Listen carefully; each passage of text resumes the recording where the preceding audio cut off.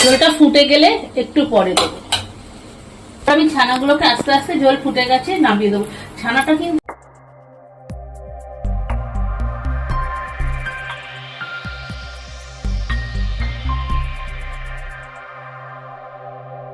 এখন রাত্রিবেলা রান্নার সময় এখন আমি 1 লিটার দুধ ছিল, তাকে হচ্ছে ভিনিগার দিয়ে কাটিয়ে রেখেছি, ছানা করেই রেখেছি। চলুন এবার রেসিপিটা শুরু করা যাক। আমার ঘরে অনেকটা দুধ ছিল, দুধটা একটু গরমের জন্য কেটে গেছে। আমি এই দুধটাকে জাল দিয়ে নিয়ে আর একটু ভিনিগার দিয়ে দিয়েছি।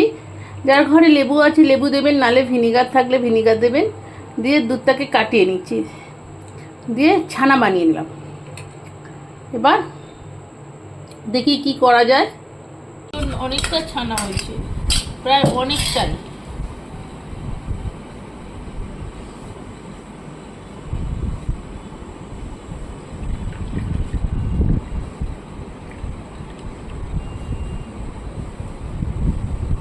এর করে নেওয়ার জন্য আমি এখন শিলটিল ভারী কিছু দিতে হবে, আমি শিলটিল দিলাম না।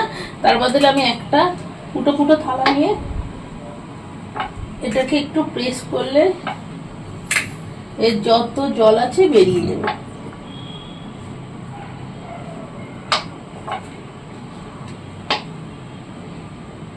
তলায় কিংবা হচ্ছে একটু শক্ত করে কিটো রেখে দিই।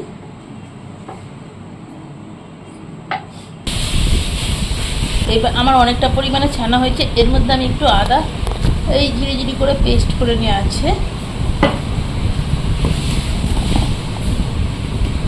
একটুখানি হলুদ দেবো,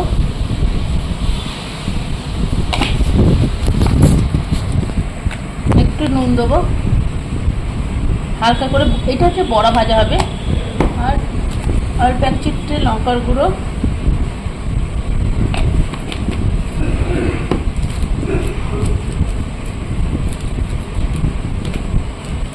একটু গরম মশলা। আপনি যদি মনে করেন যে একটু জিরের গুঁড়ো দেবো দিতে পারেন, না দেবেন আমি একটু জিরে ধনে গুঁড়ো দিয়ে দিচ্ছি। আর তার সঙ্গে চামচে কর্নফ্লাওয়ার। এটা যদি কর্নফ্লাওয়ার যারা দেবেন না তারা হচ্ছে বেসনও দিতে পারেন, আবার ময়দাও দিতে পারেন। আমি একটু অল্প করে কর্নফ্লাওয়ার দিয়ে দিচ্ছি। একটুখানি ঘি দিয়ে দিচ্ছি মাখার সঙ্গে। এবার এটাকে আমি ভালো করে পেস্ট করে মেখে নেব। ভালো করে এটাকে ভালো করে মেখে নিতে হবে। যত সুন্দর মাখবেন তাতে হচ্ছে বড়াটা ফাটবে না। আমার হয়ে গেছে মাখাটা। এবার এর থেকে আমি ছোট ছোট সাইজের বল করে নেব।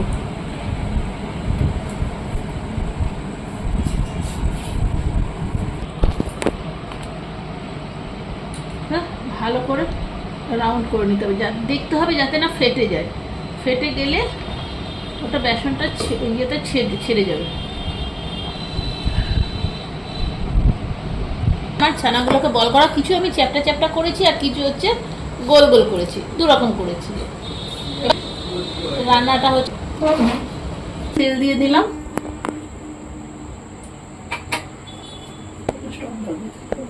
তেলটা গরম হয়ে গেছে। এবার ছেড়ে দিচ্ছি আস্তে আস্তে।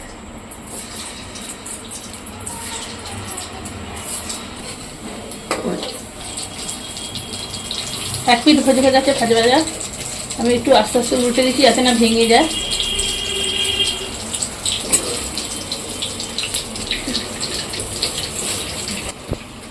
বেশি বেশি ভাজবো না, হালকা করে হয়ে গেছে ব্রাউন কালার। এই তুলে নিচ্ছি। এবার এরকম ভাবে যে কটা হয়েছে সব কটাকে আমি ভেজে নেব।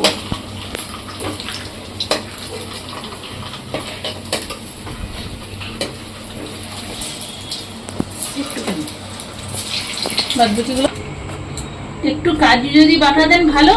আমার ঘরে এখন কাজু বাটা নেই, তাই আমি একটু গুলে রাখছি।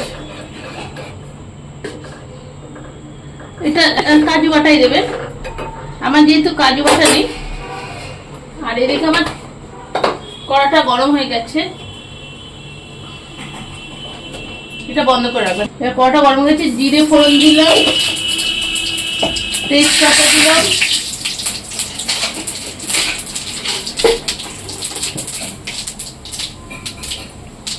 দু একটা ছোট এলাচ,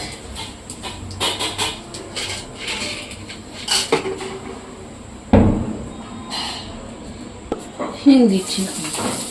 মশলাগুলো দেবো, আদা বাটা আছে, আপনারা জলের মধ্যে গুলেও দিতে পারেন একসঙ্গে। আমি একটু জিরে ধনে মিশানো গুঁড়ো দিচ্ছি, দই দিয়ে দিলাম,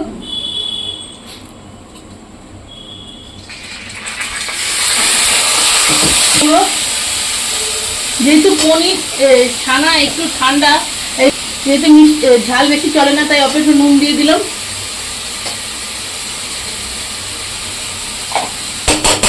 কষে নেব।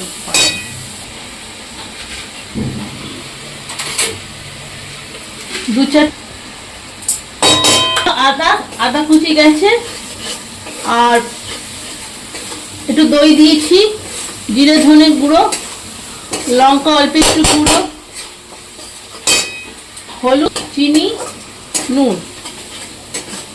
বেশি মশলা দিলাম না, যার কাজু বাটা আছে সে দেবে।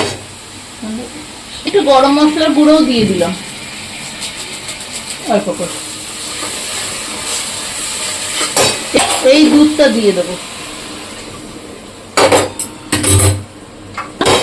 এই দুধটাই দিয়ে দেবো।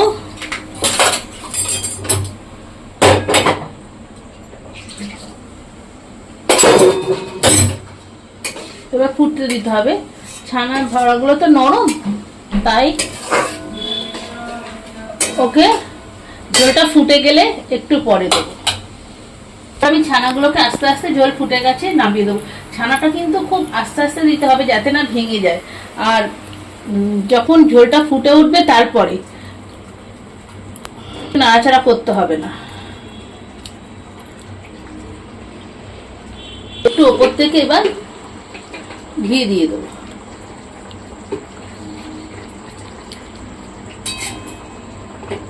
জল টানবে, সেই জন্য আমি ঝোলটা বেশি শুকোবো না, একটু এরকমই রাখবো, আর খুব আস্তে করে নামিয়ে এই ঝোলটা পুরোই টেনে নেবে।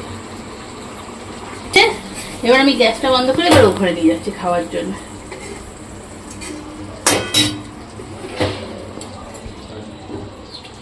আর রাত্রির মেনুর মধ্যে আছে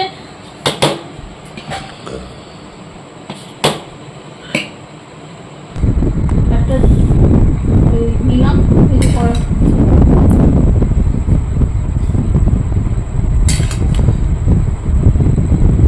খেয়ে দেখি কেমন হচ্ছে। আর মেনুর মধ্যে আছে আলু ভাতে, খুব সুন্দর হয়েছে। আপনারাও বানিয়ে খান, কেমন হয়েছে জানাবেন লিখে। আর তার সঙ্গে যদি কাজু বাটা দেন আরো বেশি টেস্টি হবে। আমি কাজু বাটা দিইনি, কিন্তু খুব নরম হয়েছে, বড়াগুলো এত সুন্দর নরম হয়েছে। এদিকে ভাঙিও নি, এদিকে ভাঙিও নি। আমার নতুন নতুন ভিডিও পেতে আমার চ্যানেলটা সাবস্ক্রাইব করুন, আর প্লিজ লাইক কমেন্ট শেয়ার তো করতে ভুলবেন না। পারলে পারলে কি কি রেসিপি দেখতে চান বলবেন, যতটা পারবো আমি আপনাদের দেখাবার চেষ্টা করব।